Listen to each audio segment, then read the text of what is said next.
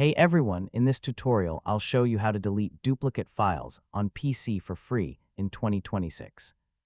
So if your computer is full of repeated photos, videos, documents, or downloads, this guide will help you clean everything safely without losing important files.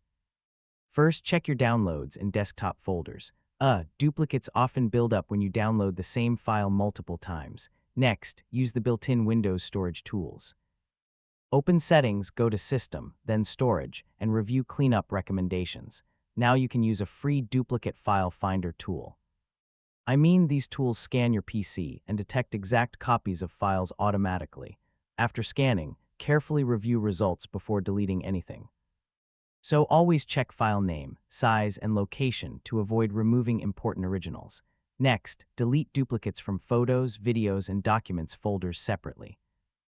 This helps keep your system organized and faster. Finally, empty your recycle bin to free up space completely. And that's how to delete duplicate files on PC for free in 2026.